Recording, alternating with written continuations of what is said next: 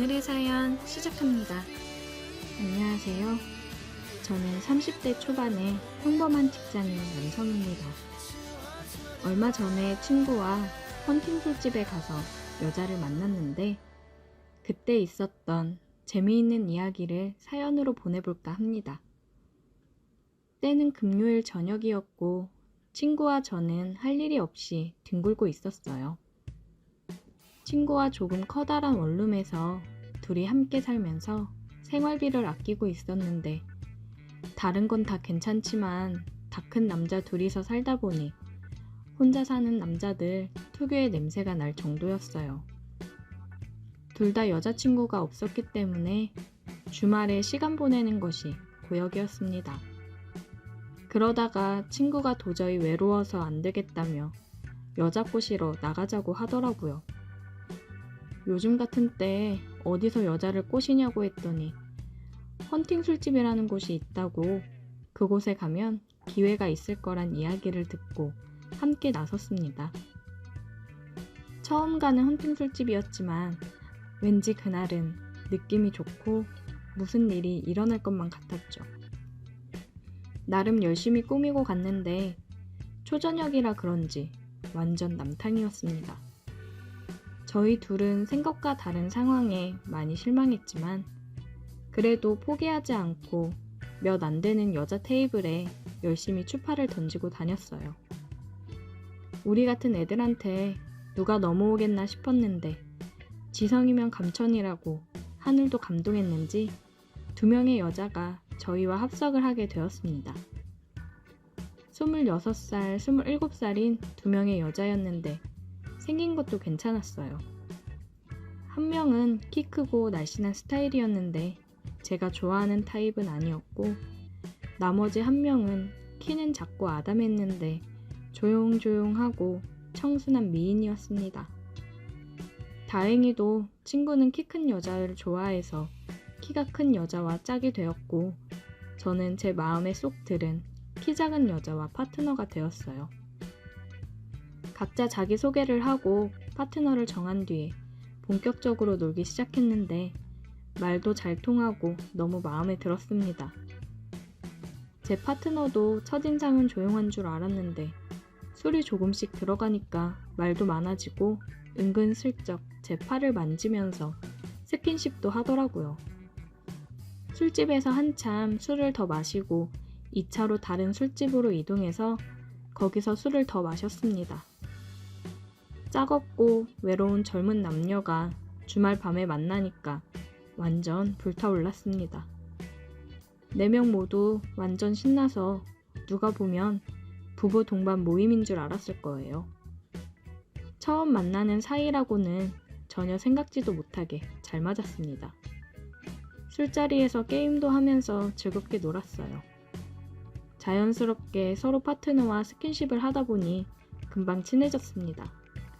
한참 즐겁게 놀다 보니 시간은 12시가 넘었고 슬슬 피곤하더라고요. 더 이상 술을 마시는 건 무리다 싶었고 어떻게 해야 하나 고민하다가 서로 파트너끼리 찢어져서 행동하기로 했습니다. 여자를 데리고 밤거리를 걸었는데 사실 목적지는 뻔한 거 아니겠습니까? 숙박업소를 찾아서 빈방 있냐고 물어보고 다니는데 이 불타는 금요일 당연히 이 시간이 되니 방도 없더라고요. 그때 시간이 새벽 1시를 넘어가고 있었고 이제 와서 새로운 방이 나올 것 같지도 않았기 때문에 절망적인 상황이었어요. 한국에 이렇게 커플이 많았나 싶었습니다. 나만 빼고 다들 주말마다 이렇게 재미를 보고 있었다니 왠지 너무 억울하고 화가 나더라고요. 아무리 돌아다녀도 빈방은 찾기 힘들었고 그녀도 슬슬 지치고 힘든 기색이 역력했어요. 어떻게 해야 하나 순간 고민을 하다가 어차피 친구는 자기 파트너 데리고 어딘가에서 밤을 보낼 테니 나는 이 여자를 데리고 우리 집으로 가면 되겠다는 생각을 했어요. 돈도 굽고 방이 넓어서 그녀와 둘이 보내기엔 딱 맞는 곳이었습니다. 그래서 여자를 데리고 택시를 타서 집으로 향했습니다. 하지만 집에는 저보다 먼저 온 손님이 있었어요. 친구네 커플도 방을 구하지 못해서 집에 와 있더라고요. 제가 조금만 늦게 집에 도착했으면 친구의 맨 궁둥이를 볼 뻔했어요. 아무튼 4명이 한 집에 다시 모이니까 어이없어서 웃기기도 하고 따로 방이 없으니 분위기 잡고 뭔가를 할 수도 없었습니다. 둘만 있고 싶었는데 친구 커플이나 저희 커플 모두 오늘 밤에 다시 나가서 방을 잡기는 글렀다 싶더라고요. 서로를 위해 양보를 해줄 리도 없고 기왕 이렇게 된 거 다시 술이나 먹자 하고 처음으로 돌아갔죠. 냉장고에서 소주를 꺼내서 변변찮은 안주라도 펼쳐놓고 술을 마시기 시작했어요.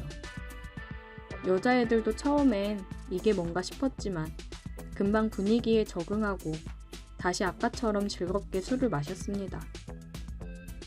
서로 나이도 어린 나이가 아니었고 술자리에서 야시시한 이야기도 하면서 분위기는 후끈 달아올랐습니다. 하지만 아무리 분위기가 달아올라봐야 한 방에 4명이 있는 상황에 아무것도 할 수는 없었어요. 왕게임도 하고 러브샷도 하면서 분위기는 참 좋았는데 진짜 아쉬웠습니다. 저도 그렇고 그녀도 사실 많이 달아오른 상태였습니다. 그렇다고 이제 와서 한꺼풀이 밖에 나갈 수도 없었고 난감하더라고요. 이미 다들 달아오를 만큼 달아올랐는데 어떻게 할까 고민하다가 제 머릿속에 좋은 아이디어가 떠올랐습니다. 그 당시 저희 방에는 싼 맛에 중고로 구입한 옷장이 하나 있었어요. 이불도 넣어놓고 안 입는 계절 지난 옷도 넣어놓는 곳이었는데 생각보다 옷장이 크고 넓어서 사람이 들어가도 괜찮았습니다. 2대2로 술게임을 해서 지는 커플이 5분씩 옷장 안에 들어가 있는 벌칙을 하자고 했더니 다들 머릿속에 똑같은 생각이었는지 좋다고 찬성하더라고요.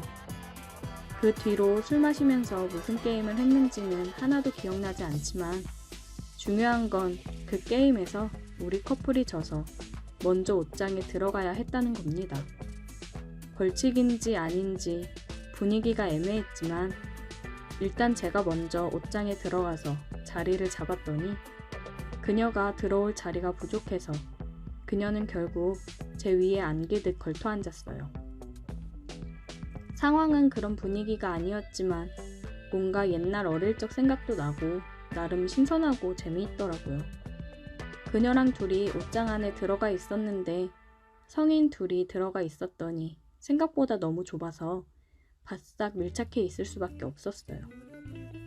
서로 몸이 딱 붙어서 옴짝달싹 못하는 상황이었지만 오히려 좋았습니다.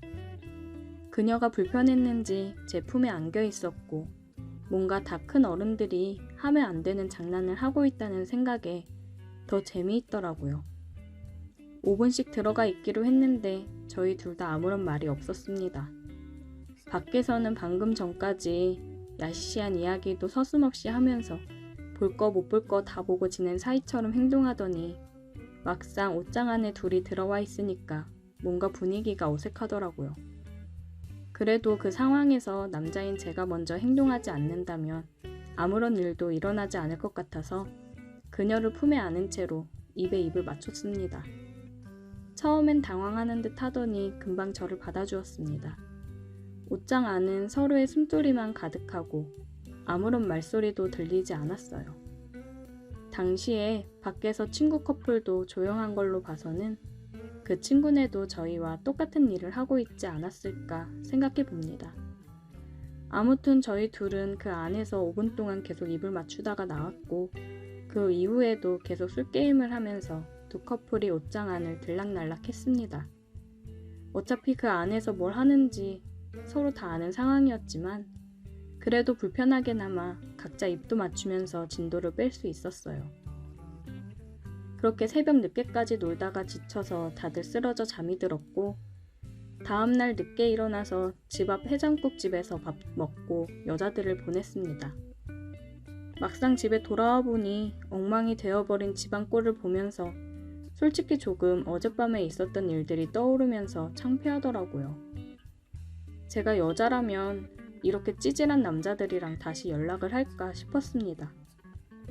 하지만 다행히도 제 파트너는 그 뒤로도 꾸준하게 저와 연락하다가 데이트도 몇 번 하고 지금은 여자친구가 되었습니다.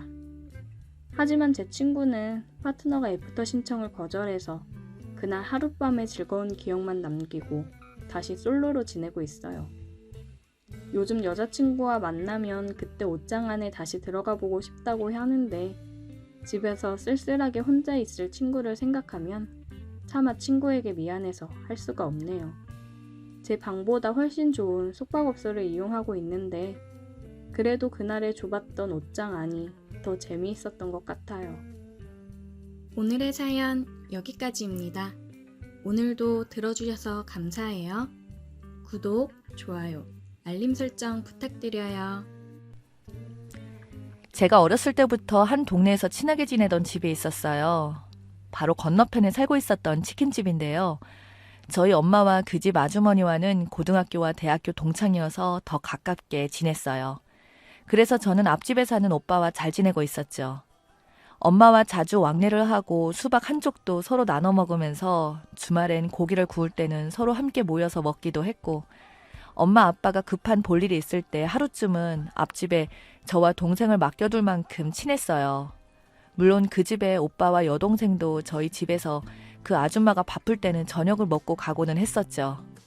그래서 아빠들끼리 친하게 지내서 가끔씩 낚시 겸 해서 함께 나들이 갈 때도 있었어요. 자연스럽게 그 집과는 친하게 지내는데요. 그러다가 그 아줌마네가 이사를 가게 되었죠.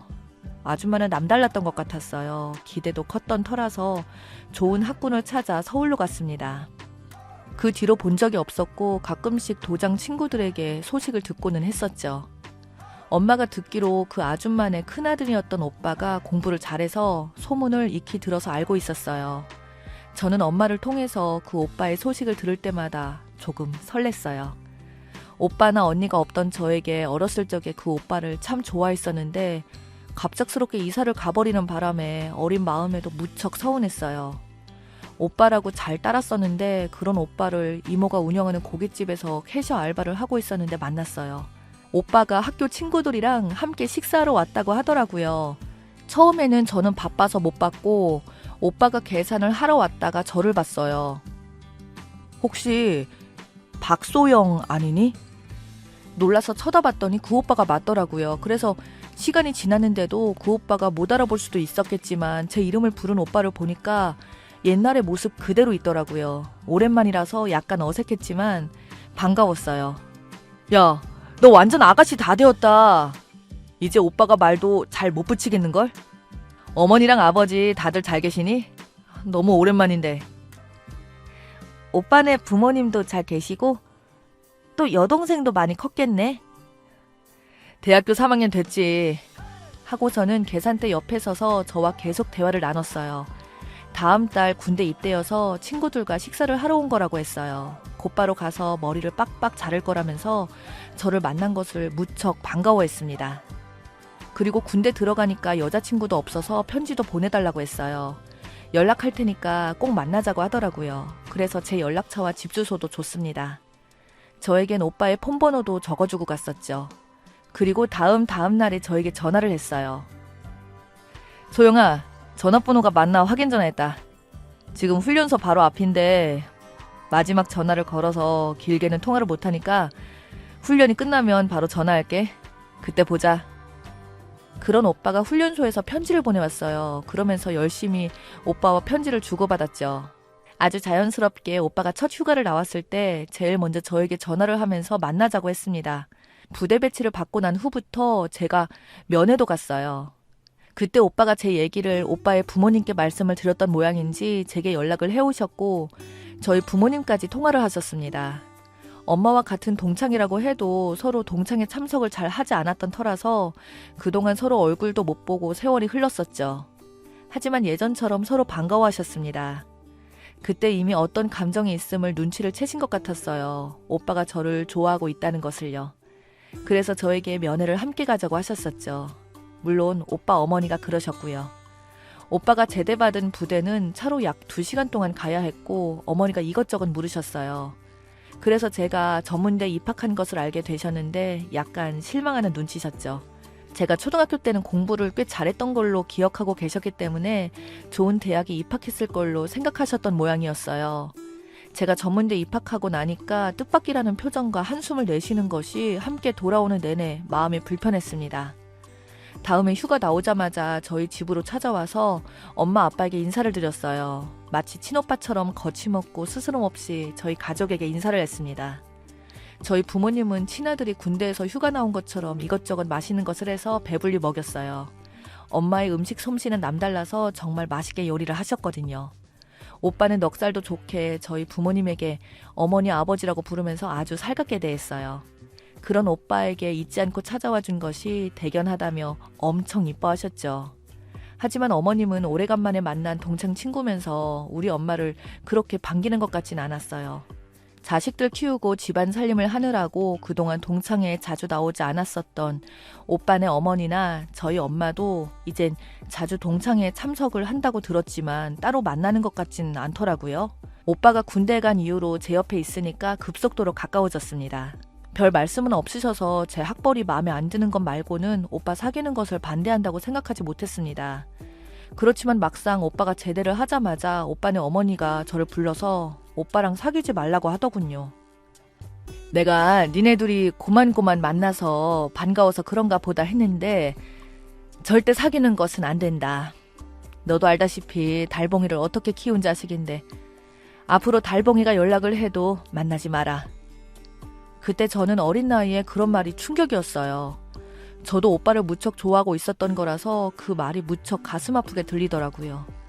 솔직히 오빠 어머니가 달봉 오빠를 어떤 목표로 키웠는지는 저도 잘 몰라요. 그저 전문대에 들어갔다는 이유로 반대한 것만 같아서 자존심이 매우 상했습니다. 오빠네 어머니가 저에게 으스대듯이 말하는데 반박할 만한 것이 저에겐 없었어요. 한없이 작아져만 갔었죠. 그래서 한동안 오빠를 몰래 연락했었는데 눈치를 챈 오빠가 어머니에게 저와 결혼을 하겠다고 선언했습니다. 아예 못을 박아버리겠다는 심정으로 그랬던 것 같아요. 그래서 오빠네 어머니는 하지 말라고 하면 오히려 반발심을 키울 것 같으니까 일단 간섭하지 않고 있었죠. 학생 신분이긴 했지만 저와 결혼하고 싶다고 저희 부모님에게까지 와서 말했어요. 그런 오빠를 저는 무척이나 좋아했었고 반대하는 어머니를 설득하려고 애를 썼어요.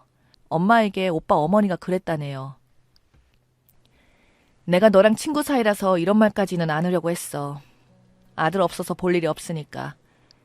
내 마음을 이해 못할지는 모르겠다만 세상에 전문대 차고 넘쳐. 어디 있든지. 그리고 내가 너에 대해서 찾아봤는데 너도 좋은 집하고 사돈하고 싶지 않겠어? 하필 이런 일이 있냐. 이렇게 되어버린 것은 내 책임 아니다. 분수도 모르는 딸 관리를 잘 단속하지 못한 네 책임이지. 내가 아무리 네 친구라서 무조건 허락할 줄 알았겠지만 아닌 것은 아닌 거야. 그래서 저희 엄마가 그러셨어요. 그래, 네 아들 참 잘났다. 나도 네가 이렇게 우리 딸이 전문대 다닌다고 괄시하고 무시하는 것을 보면서 네 아들과 결혼하라고 하지 않아. 네 아들이 결혼한다고 찾아와서 말한 것뿐이야.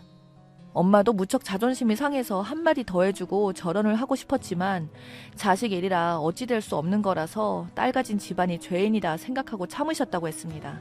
인류 4년제 대학만 입학했었어도 이런 수모를 당하지 않을 테니 말입니다. 엄마는 저에게 그러셨어요. 학벌 운운하는 그런 것들한테 백날 이러니 저러니 말해봤자야. 헤어지던지 네가 더 잘되고 허락해달라고 사정해서 만들던지 할 수밖에. 그때부터 엄마가 저에게 그러셨어요. 이렇게 모진 일 당하지 않으려면 네가 강해지고 성공하면 된다고. 나중에 갑자기 저에게 오빠 어머니가 전화를 해오셨어요. 너 시간을 좀 내서 와야겠다. 내가 집에 친구들 4명을 불러서 점심을 먹을 거거든. 그래서 말인데 네가 궁금하다고 해서 다들 얼굴 좀 보자고 하더라. 달봉이나 네 엄마한테 말하지 말고 조용히 오거라 하시더군요. 다른 말은 없으시던데 조금 어이가 없더라고요. 달봉 오빠와 결혼하는 것이 싫어서 못된 말 한 분이 친구들께 소개시켜주고 싶다니요. 마음이 돌아선 것인가? 아무튼 제 입장에서 거절할 수 없어서 일단 이쁘게 차려입고 꽃을 한아름 사들고 예비 시댁에 갔습니다. 이미 오빠 어머니가 부른 친구분들이 많이 오셔서 시끄럽더라고요. 주방에서는 누가 요리를 하는지 맛있는 냄새가 진동을 하고 있었어요. 문을 열고 오빠 어머니는 저를 보자마자 신경질을 내시더군요. 왜 이렇게 늦게 와? 할 일도 많은데. 얼른 와서 앞치마 두르고 상 차려라. 제가 시댁 거실에 들어서자마자 꽃을 받아들고 대신에 앞치마를 두르게 하다니 친구분들에게 저를 소개했습니다. 얘들아, 얘가 미옥이 딸이야. 내가 불렀다. 미옥이가 음식 솜씨도 좋으니까 얘도 음식을 잘할 거 아니니. 무슨 소개를 이렇게 뚱딴지같이 하는지 정말 웃기더라고요. 다른 친구분들은 그러시더라고요. 어머, 네 아들 여자친구가 미옥이 딸이었구나. 이쁘게도 생겼네. 그래서 제가 친구분들께 인사를 드렸습니다. 어머니는 어서 주방 쪽에 가서 엄마를 도와서 일을 하라고 재촉해서 어리둥절했어요. 어머니께서 등 떠밀어서 주방 쪽으로 가는데 기가 막힌 장면을 봤습니다. 거기에 엄마가 땀을 삐질삐질 흘리시며 혼자서 요리를 하느라 분주하게 움직이시더라고요. 엄마! 하고 불렀어요. 그 말에 놀라서 돌아본 엄마가 앞치마를 두르고 서 있는 저를 보더니 놀라서 소리를 치셨어요. 네가 왜? 얼른 앞치마 벗지 못해? 그러자 재미있다는 듯이 찾아오다 오빠의 어머니가 그랬어요. 조용히 하지 못하니? 아무래도 네 혼자서는 손이 딸릴 것 같아 네 딸을 불렀어. 배고프니까 빨리 상 차려. 완전 하인 부리듯이 막말을 하는데 참을 수가 없었습니다. 그래서 앞치마를 벗어 남친 어머님 얼굴에 던져버리고 엄마 손을 잡고 나가자고 했어요. 엄마, 이런 거지 같은 집에서 얼른 나가요. 그러자 남친 엄마가 뭐? 거지 같은 집? 그래서 제가 그래요, 거지 같은 집. 우리 엄마 아줌마 하녀 아니에요. 일부러 그러신 것 같은데요. 당신 아들이랑 헤어질 테니까 걱정 말아요. 그리고 엄마가 해놓은 음식들을 다 들어서 밖으로 던져버렸어요. 그렇게 저희가 소리를 지르면서 머리채를 잡자 오빠 엄마를 휘두르자 나자빠진 모습이 시원했어요. 나자빠진 남친 엄마에게 엄마가 정신을 차리라고 냉수 한 접시를 가져다 부었어요. 감히 내가 키운 딸을 종처럼 부려먹으려고 불렀니? 누가 내 딸을 너한테 주는데? 이거나 처먹어! 하면서 엄마는 화가 머리끝까지 나서서 어떤 말씀도 듣지 않으셨어요. 그리고 제 손목을 잡고 나오셨죠. 나와서는 시원하게 한바탕 웃고 침을 뱉으셨어요. 저는 그렇게 달봉 오빠랑 곧바로 헤어졌습니다. 헤어진 게 아니라 마음 정리를 해버린 거죠. 화가 나지만 달봉 오빠는 아니었던 것 같습니다. 끈질기게 저를 찾아다녔지만 소용없는 일이었죠. 저는 곧 4년제 대학교에 편입을 해서 약대 진학 성공을 했습니다. 그때까지도 저를 쫓아다녔어요. 그러던 말던 저는 열심히 했습니다. 저희 부모님이 친아들처럼 대하던 달봉 오빠를 힘들게 찾아와서 타일러 보내고는 했지만 모진말로 막 대하지는 못했어요. 항상 내 주변에서 맴돌기만 할 뿐이었고 최근 마음이 돌아서기를 기다린다고 했었지만 저는 신경 쓰지도 않았어요. 그러다가 제가 선배와 교제를 하고 결혼 말이 오고 가게 되자 그때서야 주제 파악이 되었는지 제 근처에서 사라졌습니다. 엄마가 동창회에 나가서 청첩장을 돌렸다고 했어요. 거기에는 달봉 오빠의 엄마 모습도 살짝 보였는데 청첩장을 받고 눈이 돌아가더군요. 누구나 다 아는 큰 병원 옆에 있는 태영약국의 약사가 낸 제 소식을 접하게 되었기 때문이죠. 자기 보고 동창친구 딸인데 자기 아들한테 전문대 나온 딸이 웬 말이냐며 떠벌리고 다니더니 친구들이 오는데 우리 엄마를 친구들 불러다 놓고 주방 도우미 취급했던 사실을 이미 알고 있었는데 거기에 있던 동창 친구들이 수군거렸나 봐요. 미옥이 딸이 전문대 나왔다고 하지 않았니? 둘째 딸인가? 그 말이 맞아 언니. 그럼 뭐야. 전문대 나와서 미옥이 딸 싫다더니. 오히려 미옥이한테는 잘 됐네. 사위도 약사라면서. 세상 알다가도 모를 일이네. 에스드 나온 선숙의 아들은 월급쟁이니 거기다가 미옥이 딸 욕하더니 달봉이 오빠 엄마를 발견하고 거기다가 말씀하셨어요. 선수가 요새는 네 아들 얼굴을 볼 수가 없네. 우리 딸과 헤어졌어도 우리 집 문턱을 닳도록 드나들더니 그래서 그런데 네가 청첩장 좀 아들에게 전해줘라. 그러자 아무 말 안 하고 그냥 나가더랍니다. 그런 달봉 오빠의 소식을 전해들을 수 없었다고 했어요. 틀림없이 결혼했다면 청첩장을 친한 동창들에게 돌렸을 텐데 말입니다. 저는 두 아들을 잘 낳고 잘 살고 있는데 아직 결혼 말을 들어본 적이 없어요. 그러다가 뜬금없이 내가 좋아하는 네베카 꽃과 함께 조그만 쪽지 전달을 받았어요. 그날은 제 생일이었어요. 옆에 있던 남편이 이벤트로 보냈나 싶었는데 아니더라고요. 거기에는 이렇게 씌어져 있었어요. 행복하게 사는 모습이 보기 좋아. 이제 우리나라를 떠날 거다. 다시 돌아오지 않을 거야. 생일 축하해. 누가 보냈다는 언급도 없어서 혹시나 달봉 오빠 아닌가 생각했었습니다. 마음속으로 어디서든 잘 살기를 바라겠습니다.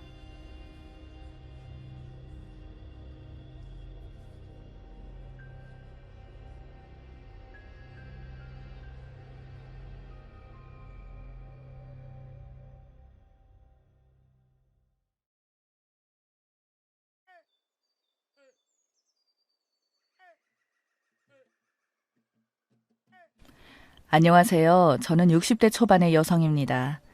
세상에는 참 많은 사연을 가진 사람들이 많더군요. 누군가에게 위로받고 싶어서 이곳저곳을 기웃거리다가 어쩌면 저보다 더 슬픈 사연들도 많아서 제 이야기를 용기 내어 시작해봅니다. 저는 20대 초반에 결혼을 했어요. 지금 생각해보면 그 당시 저도 참 일찍 결혼을 했네요. 제 나이 21살의 남편을 만나서 집안에서는 제가 팔리다시피 결혼을 했습니다. 남편은 그래도 정말 운이 좋았는지 저보다 7살이나 많은 남자였지만 저를 정말 아껴주던 남자였습니다. 연애 후 결혼이 아니라 집안에서 억지로 밀어붙이다시피 하게 된 결혼임에도 불구하고 남편은 항상 저를 먼저 생각하며 그 당시 먹고 살기 힘들어서 벌이가 넉넉하지 않았음에도 저한테 쓰는 돈은 하나도 아까워하지 않았어요. 저도 그런 남편을 진심으로 섬기고 존중하였고 저희 둘은 넉넉하진 않았지만 열심히 살았습니다. 남편은 3교대 공장에서 매일같이 누구보다 일찍 나가서 밤 늦게까지 일을 하고 돌아왔고 저는 그런 남편의 뒷바라지를 하기 위해 아이를 낳기 전까지는 식당에 나가서 일을 했어요. 그러다 첫째 아들과 둘째 딸 그리고 계획에도 없던 막내 아들까지 태어나 저희 집안은 나름 화목한 가정을 이루었습니다. 저희 아들과 딸 둘 다 속 한 번 안 썩이고 공부도 잘하고 뭐든 잘했습니다. 그래서 참 운이 좋았는지 아이들이 많았음에도 불구하고 집안에 불화가 거의 없었고 거기다 저희가 꾸준히 모은 돈으로 구입하게 된 집이 생각도 못했는데 가격이 많이 올라서 나름대로 팔 수는 없었지만 모은 재산이 꽤나 되었습니다. 그 뒤로 둘째 딸까지 대학을 보내고 나서야 한숨을 돌렸다 생각이 들었어요. 대학교도 둘째 딸은 사립대를, 첫째는 국립대를 입학해서 그렇게 어마어마한 돈까지 들어가지 않았고 아이 둘 다 저의 금전적인 부담을 줄여주고자 항상 아르바이트를 병행하면서 생활비를 충당했었습니다. 그러던 아들이 어느 날 갑자기 결혼을 하겠다며 며느리를 데려왔습니다. 그때 아들 나이가 고작 23살, 군대를 갓 전역한 나이였던 것이 문제였습니다. 저희 부부는 너무 황당해서 혹시 며느리를 임신이라로 시킨 것이냐고 물어보자 아들은 자신이 그렇게 무책임한 일을 했겠냐면서 진짜 이 여자와 결혼을 하고 싶어서 말을 하는 거라고 하더군요. 도대체 아직 어린 나이에 벌써부터 결혼하려고 하냐고 물었더니 엄마는 저보다 더 어린 나이에 하지 않았냐고 진짜 결혼하고 싶은 여자를 만났고 그래서 결혼하고 싶은 거라고 하더군요. 제 아들도 아직 어리지만 며느리 나이도 겨우 20살이었습니다. 저희 집도 난리였지만 며느리 집은 오죽할까요. 근데 둘 다 고집은 어찌나 센지 저나 사돈의 말을 전혀 들으려고 하지도 않았고 결혼을 허락 안 해주면 무작정 혼인신고를 하겠다고 발언을 하는 바람에 결국 저희가 제안을 한 것이 일단은 너희들이 성인이긴 하지만 아직은 학생이지 않냐고 둘 다 대학생이니까 현실적으로 지금 둘이 결혼을 해도 서로 아르바이트를 하는 돈으로는 경제적으로 살 수도 없으니 일단 대학을 졸업하고 취업을 했을 때 그때 결혼식을 올리자고 했습니다. 일찍 결혼해서 아이를 낳으면 학교 생활도 얼마 못할 테고 아직은 둘 다 서로를 책임질 수 있을 만큼 경제적인 능력이 없으니 어른들의 말을 따르라고 하자 그제서야 아들과 며느리는 고민을 좀 하더니 맞는 말씀 같다면서 아들은 저에게 대신 제가 먼저 취직을 하게 돼서 돈벌이를 하게 되면 그때는 결혼식을 허락해달라고 하더군요. 부모님의 도움을 요구하는 것도 아니고 그냥 둘이 결혼해서 작은 원룸이라도 좋으니까 그렇게라도 결혼해서 시작하겠다고요. 저는 아들이 성인이 되어서 잠시 불장난 같은 감정 때문에 저러는 거라고 생각했지만 정말 졸업 후에 취직을 하고 결혼하면 그것 또한 나쁘지 않지 않을까라는 마음으로 지켜봤는데 그로부터 3년이 지나는 동안 며느리와 아들은 둘의 이야기가 장난이 아니었다는 것이 느껴지더군요. 실제로 며느리는 저희한테 인사 온 그날부터 며느리와 다를 바 없었습니다. 집안 행사도 찾아오고 명절이면 저희 집에 인사도 꼬박꼬박 하러 오더군요. 심지어 저희 부부 결혼기념일이나 생일날에도 참석을 해서 처음에는 며느리가 그렇게 찾아올 때는 부담되고 그랬는데 이제는 며느리가 없으면 뭔가 허전한 기분이 들 정도였습니다. 결국 아들이 취직을 하자마자 결혼식을 치르게 되었어요. 회사에서도 무슨 신입사원이 들어오자마자 결혼을 하냐며 화제가 될 정도라고 하더군요. 둘은 그렇게 원룸 단칸방에서라도 시작을 한다고 했는데 어찌 부모된 마음에서 그러겠습니까? 남편과 저는 살던 집을 정리하고 신혼집과 혼수를 구매해줬어요. 저희는 그랬는데 사돈 쪽은 영 마음에 들지 않았나 봅니다. 아무것도 모르는 순진한 아이를 꼬셔서 결혼을 한다는 식으로 말도 하고 결혼 초기부터 사돈이랑은 잘 맞지 않았어요. 그러다 보니 저희가 더 무리해서 아들이 결혼하는데 해준 것도 컸고 그렇게 큰애를 잘 단돌이 했다고 생각할 무렵 제 인생이 모두 무너지게 되는 일이 있었습니다. 바로 남편이 어느 날 운전을 하다가 큰 교통사고를 내서 세상을 떠나버렸어요. 여기서 더 큰 문제는 남편이 가해자이다 보니 그로 인해 민사적 손해배상에 시달렸습니다. 상대 책임도 있는데 그 사고로 인해서 남편뿐만 아니라 상대차 운전자의 동승자까지 운명을 하셨으니까요. 저는 유가족들의 분노와 욕설들을 들으며 인생 살면서 한 번도 가본 적이 없던 법원까지 출석을 하며 지옥 같은 나날들을 보냈습니다. 남편을 잃은 슬픔을 느낄 수도 없었어요.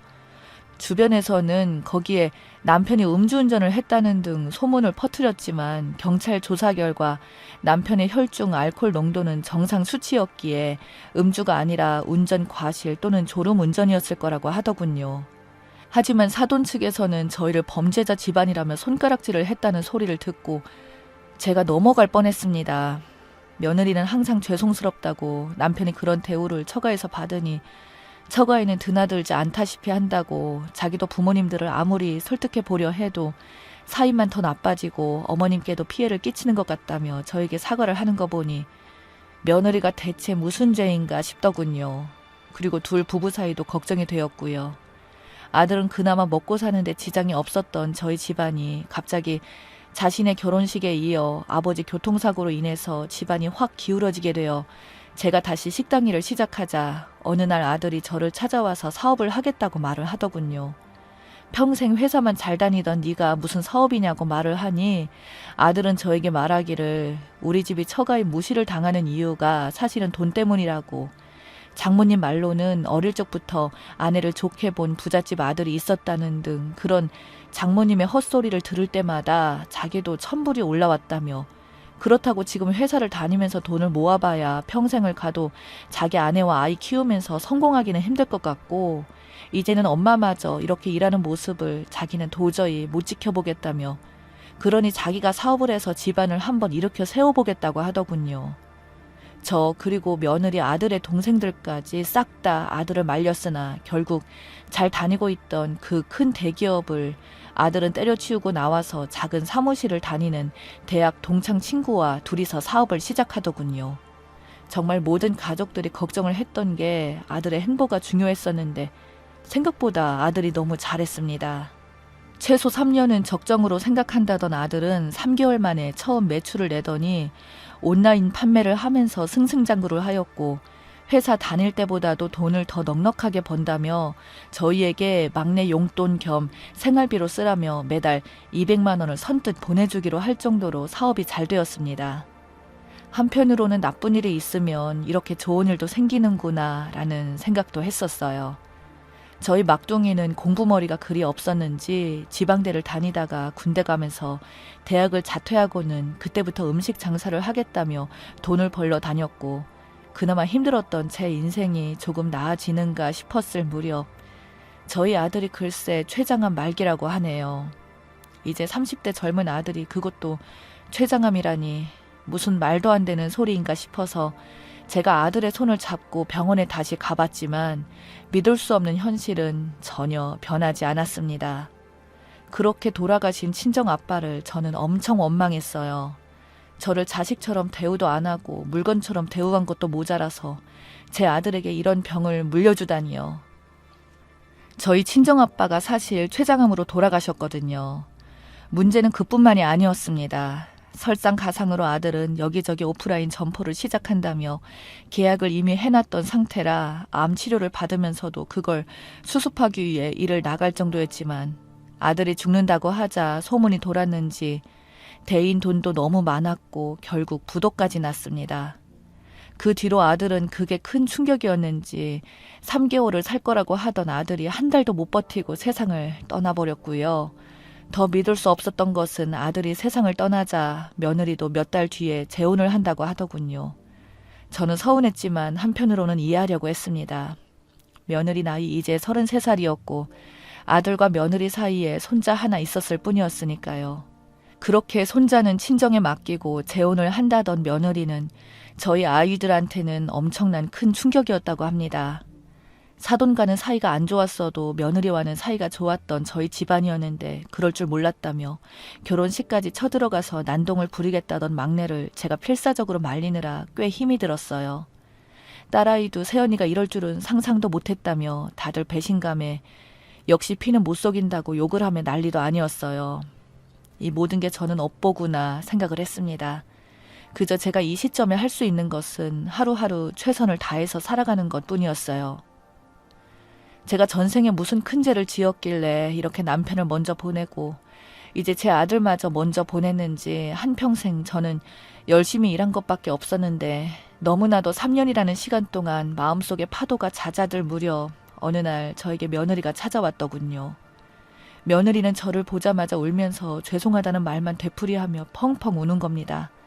저는 며느리에게 괜찮다고 굳이 잊어버린 인연을 다시 이으려고 왔냐고 물었더니 며느리는 저에게 통장 하나를 내밀더군요. 통장 안에는 무려 1억 원이나 되는 거금이 들어있었습니다. 저는 이게 뭐냐고 물었더니 며느리 입에서 나온 말들은 정말 충격적이었어요. 자신의 결혼 상대가 사실은 아들의 동업자였다는 겁니다. 아들은 대학 동기와 같이 사업을 시작했고 사업이 어느 정도 성장하자 둘이 잘 맞지 않아서 결국 찢어지게 되었고 그 뒤로는 각자의 길에서 사업을 했는데 사실 대학 시절부터 아들 친구놈이 며느리를 좋아했다고 하네요. 아들이 시한부 인생을 살게 되면서 사업에만 몰두하자 그때부터 다시 연락이 와서 저희 며느리에게 재혼을 하자고 해서 선택하게 되었다고 합니다. 아직 남편이 죽지는 않았는데 무슨 해괴망측한 소리냐고 그때는 바로 거절을 했지만 10년이 넘게 자기를 좋아해 왔다면서 자기를 받아달라고 끈질기게 계속 연락이 왔는데 결국 저희 아들의 친구를 받아들일 수밖에 없었다고 합니다. 사실 아들의 사업이 무리한 확장을 하자 며느리가 자신의 명의로 대출을 꽤나 많이 받아서 남편에게 줬다는 겁니다. 그래서 재혼하면 그 많은 빚을 갚아주는 조건으로 아들이 죽고 나서 얼마 안 있다가 며느리가 재혼을 했던 거였어요. 그 모든 사실을 알게 된 사돈은 쌍수를 들고 환영했던 거고요. 그런데 결혼을 해서 어떻게든 적응해서 살아보려고 하는 과정 중에 알고 봤더니 남편의 사업을 망가뜨린 게 바로 남편의 친구놈이라는 것을 알게 된 거였어요. 같이 일했던 직원들 중에 자신의 편이 있었는데 장부 조작부터 시작해서 온갖 협박을 하면서 순식간에 남편을 무너뜨린 걸 저희 며느리가 알게 되자 남편의 원수와 이렇게 재혼한 것이 믿겨지지가 않았다고 합니다. 그렇지만 그걸 알게 되었을 때는 이미 그 남자와의 사이에 아이도 생겼고 모든 걸 되돌릴 수도 없어서 그저 어떻게든 잊고 지내려고 했지만 순간적으로 저와 제 가족들이 자꾸 눈에 밟혔다고 그래서 그나마 자신이 할 수 있는 것은 이렇게 돈이라도 모아서 건네주는 것밖에는 생각이 나지 않았다고 말하면서 울기만 하던 며느리를 저도 끌어안고 같이 펑펑 울었습니다. 저는 며느리에게 말했어요. 이렇게 정말 찾아와줘서 고맙고 너의 마음씨 또한 고맙다고. 그리고 아직도 우리 아들을 잊지 않아줘서 고맙지만 이 돈은 못 받겠다고 말했습니다. 그러자 며느리는 어차피 이 돈은 아들이 망해서 헐값으로 인수를 해와서 벌어들인 돈 중에 일부일 뿐이라고 제가 빚을 내던 모든 돈들도 이 남자가 헐값에 모두 다 들고 간 거라고 알고 보면 저희 빚을 갚아준 것도 아니라고 그저 아들이 주는 용돈이라고 생각하시고 꼭 받아달라며 통장을 제 손에 꼭 쥐어주면서 다시 종종 찾아오겠다고 하더군요. 그렇게 며느리를 보내고 나니 참 많은 생각이 몰려옵니다. 지금도 며느리는 간간히 찾아와서는 옛날처럼 제 안부를 묻기도 하고 이것저것 몸에 좋은 홍삼이라며 보내주기도 합니다. 저는 좋지만 며느리가 이로 인해서 그 집안에서 큰 문제가 생길까봐 항상 걱정이네요. 제가 그래서 이제 오지 않아도 된다고 좋게 타일러 봐도 며느리는 그나마 이게 자기가 할 수 있는 최선의 방향이라고 말을 하는데 솔직히 좋으면서도 그만큼 걱정이 참 많이 되네요.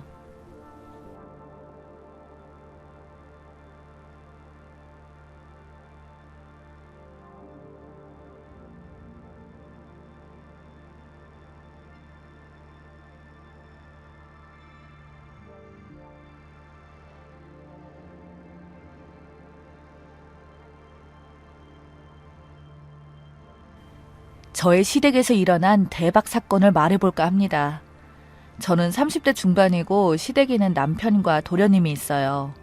시부모님도 두 분 다 아직은 젊으시고 건강하세요. 특히 시어머니는 재테크에 관심이 많은 분이시고 굉장히 외향적인 성격이시죠. 그에 반해 도련님은 시어머니를 안 닮아서 소심하고 내성적인 성격인데 항상 이런 점을 시어머니는 못마땅해 하셨습니다. 범생이처럼 공부밖에 모르고 혼자 있는 것을 좋아해서 사람들과 밖에 나가서 어울리는 것을 싫어했어요. 덕분에 수재라는 소리를 들을 정도로 빼어나게 공부를 잘했습니다. 세상에 대한 이슈나 정치나 경제에 대해서도 자기의 관심 분야가 아니면 신경도 쓰지 않았다고 했어요. 그저 공부밖에 몰랐고 공부가 취미였던 도련님은 시어머니가 하라는 대로 하는 마마보이이기도 했습니다. 자기가 하는 공부 이외에는 모든 것을 다 시어머님께 맡겨버렸던 거죠. 그게 가장 현명한 방법이라고 생각을 한 것 같았어요. 하물며 안경을 고르는 거 하나도 모두 다 시어머니가 정해준 대로 했다고 했어요. 최고 대학을 졸업을 한 후에도 행시에 합격을 하고 고위 공직자의 길을 걸을 때까지도 시어머니 하시는 말씀에 따라서 연애도 한 번도 못 해봤을 정도였죠. 시어머니가 도련님에게 그러셨대요. 여자는 필요악이다. 독이야 독. 절대 공부하는데 방해되니까 여자를 알기로 돌보듯 한다. 알았지? 엄마가 최선의 방법을 찾아서 너를 케어해주니까 엄마 말만 따라하면 손해보는 일은 없어. 그러니까 엄마 하자는 대로 하는 거야. 그 흔하디 흔한 미팅이나 소개팅 한 번도 해본 적이 없었고 하다못해 학과 모임에도 자주 나가지도 않고 동아리 모임에도 참여하지 않았더군요. 공부가 취미였는데 그런 것은 관심도 없었기도 했고 행여라도 쑥맥인 도련님이 요상한 계집애를 만날까 싶어서 시어머니가 그런 모임에 발도 못 들이게 했다고 했습니다. 그러던 도련님이 행시 합격을 하게 되고 어머님이 알고 지내던 친한 결혼정보회사 대표에게 도련님 신부감을 물색해달라고 부탁을 했다고 했어요. 박봉인 공무원이니 이왕이면 돈 많은 집 딸인 며느리를 희망했다고 했습니다. 잘 사는 집 사람들과 어울리려고 가진 애를 다 쓰고 도련님을 신랑감으로 홍보하고 다녔다고 했어요. 그래서 몇 분의 여성과 소개팅을 받기도 했지만 아마 번번이 보기 좋게 퇴짜를 맞았습니다. 사회성이 부족하고 여자 앞에서 말도 잘 못하는 도련님이 남자로 보이지 않았나 보더라고요. 그러던 중 알고 지냈다는 결혼정보회사 대표 아줌마가 선만남을 주선하는 도중에 시어머니께 저만 아니면 돈이 많아서 딱인 여자가 있다고 소개를 했다고 하더군요. 어마어마한 재력까지 나쁘지도 않은데 오빠가 한 명 있었는데 일찍 병으로 갔고 오로지 딸 하나라고 하더래요. 그 여자는 이혼녀이고 6살이나 연상녀이지만 연하남을 찾는다고 합니다. 시어머니는 처음에는 이혼했던 연상녀를 어리 도련님한테 소개해주는 거냐고 화를 냈다고 하더라고요. 그런데 그 여자 집안이 아버지가 한다는 사업체와 재산의 정도를 따져보더니 눈이 휘둥그레졌다고 했습니다. 거기에다 결혼정보회사 대표 말씀이 아무도 모르는 그 여자 쪽 집안은 속사정을 얘기를 해주는데 기가 막힌 비밀이라며 조용히 말해준 듯 했어요. 그쪽 집 비밀이 남자들이 명이 짧아. 아마도 모르긴 해도 유전 때문일 것 같던데. 그 여자 오빠만 봐도 그 젊은 나이에 병으로 가버렸고 그나마 그 여자도 건강한 편이었는데 많이 아프다 그러고 그 여자가 낳은 아들도 그 핏줄이니까 얼마 못 살 것 같은데. 그렇게 되면 그 많은 재산은 다 누구 차지가 되겠어. 결혼한 남자가 다 가지는 거야. 어때? 선 좀 보게 해줄까? 그 여자 전 남편도 어찌나 밖으로만 돌던지 술 좋아하고 잘 노는 남자는 딱 질색이래. 그 여자 아버지가 갖고 있는 재산 많은 것도 충분한 총각인 도련님의 신부감으로 부족하지 않다고 생각하는 시어머니는 도련님과 그 여자와의 만남을 성사를 시켰습니다. 우리나라 최고 대학을 졸업하고 그 젊은 나이에 고위 공직자의 길을 가는 도련님의 이력에 끌렸음이 틀림없었습니다. 그리곤 달리 때묻지 않은 순수함이 가득한 총각이었으니 감지덕지였던 것 같았습니다. 반면에 도련님은 그 여자가 원하는 남자 상과 말하는 모습을 보고 시어머니처럼 모든 것을 다 알아서 해줄 것 같은 그런 엄마 같은 여자라서 많이 끌렸다고 하더라고요. 거기에다가 시어머니가 소개해준 여자였으니 더할 나위가 없었던 거죠. 그렇게 일사천리로 결혼 진행이 되었고 어마어마한 혼수를 앞세워서 시부모님의 길을 팍 죽이셨죠. 저는 졸지에 저보다 나이가 많은 동서를 보게 되었고 남편보다도 나이가 많았는데 동서는 4살 아들을 둔 엄마라고 믿기지 않을 만큼 관리를 잘해서인지는 몰라도 굉장히 동안이었어요. 그런 동서를 서방님은 자랑스럽게 생각을 했고 사랑했던 것 같았습니다. 둘은 참 행복해 보였고 역시나 시어머니 말을 참 잘 듣는 서방님이 복을 받았구나 싶었어요. 동서는 서방님을 시어머니를 대신해서 1부터 10까지 다 챙겨줬어요. 서방님은 당연하게 받아들였고 무슨 일이든지 동서 말대로 그대로 따라했습니다. 돈의 힘은 참으로 위대하더라고요. 시어머님은 최근까지도 며느리인 저에 대해서 이런저런 말들을 하시곤 했는데 동서에게는 한 발 물러서 있더라고요. 동서가 데리고 온 4살 아들도 서방님이 아들처럼 생각했습니다. 동서가 아들을 키우는 것에 대해서 모든 것을 전적으로 담당했기 때문에 서방님이 신경을 쓸 일이 없었기도 했어요. 실제로 서류상 문제라던가 결혼식 절차하며 모든 것을 다 동서가 알아서 하도록 했기 때문에 서방님은 몸만 딸랑 가지고 장가를 간 셈이었죠.